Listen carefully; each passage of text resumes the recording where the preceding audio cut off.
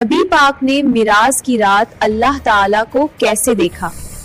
एक रात की बात है, नबी सल्लल्लाहु अलैहि वसल्लम उम्मे हानी के घर आराम फरमा रहे थे। रात गहरी थी, चारों तरफ सन्नाटा था और अचानक हजरत जिब्राइल अलैहिस्सलाम आए।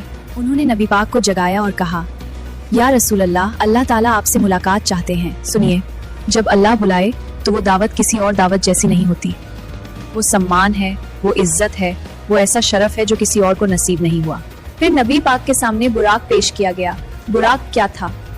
वो एक आसमानी सवारी थी, ऊंट और घोड़े के बीच की, जिसके पंख थे और जो बिजली से भी तेज थी। सोचिए, बिजली भी एक सेकंड में कितनी दूरी तय करती है और बुराक उससे भी तेज। नबी पाक बुराक पर सवार हुए और शुरू हुआ वो सफर जो इतिहास में कभी नहीं भुलाया जा सकता।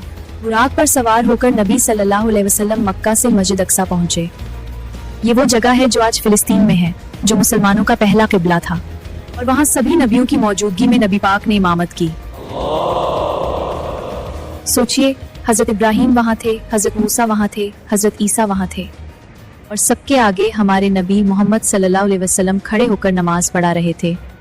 ये वो शरफ था जो अल्लाह ने सिर्फ अपने महबूब को दिया। और वहाँ शुरू हुआ असली सफर, सातों आसमानों का सफर।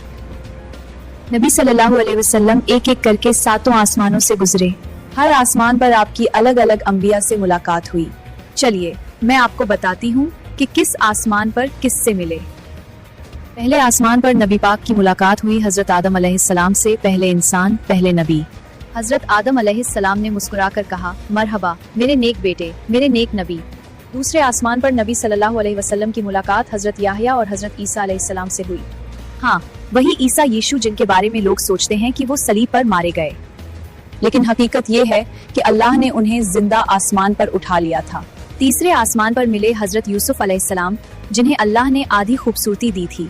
नबी पाक ने फरमाया, यूसुफ की खूबसूरती ऐसी थी कि देखने वालों की आंखें खुली की खुली रह जाती थीं। चौथे आसमान पर मिले हजरत इदरीस अलैहिस्सलाम, जिन्हें अल्लाह ने जिंदा ही ऊपर उठा लिया था। कुरान में अल्लाह फरमाता है, और हमने उन्हें ऊंचे दर्जे पर उठा लिया। पांचवें आसमान पर हजरत हारून अलैहिस्सलाम से मुलाकात हुई, हजरत मूसा के भाई, बहुत नेक और सब्र करने वाले। छठे आसमान पर हजरत मूसा अलैहिस्सलाम से मुलाकात हुई, अल्लाह के कलीम, जिन्होंने फिरौन से टक्कर ली। और सुनिए, जब नबी पाक आगे बढ़े तो हजरत मूसा रोने लगे। जिब्राइल ने पूछा, क्यों रो रहे हो? हजरत मूसा ने कहा, मुझे खुशी है कि मेरे बाद ऐसा नबी आया जिसकी उम्मत मुझसे बड़ी जन्नत में जाएगी। और फिर सातवें आसमान पर मुलाकात हुई हजरत इब्राहिम अलैहिस्सलाम से, अल्लाह के खलील, जिन्हें आग में डाला गया लेकिन अल्लाह ने आग को ठंडा कर दिया। हजरत इब्राहिम अलैहिस्सलाम बैतुल मामूर के पास खड़े थे, वो आसमानी काबा जो सातवें आसमान पर मौजूद है। वो आसमानी काबा जहाँ हर रोज 70,000 फरिश्ते तवाफ करते हैं। अगर आप भी नबी पाक से सच्ची मोहब्बत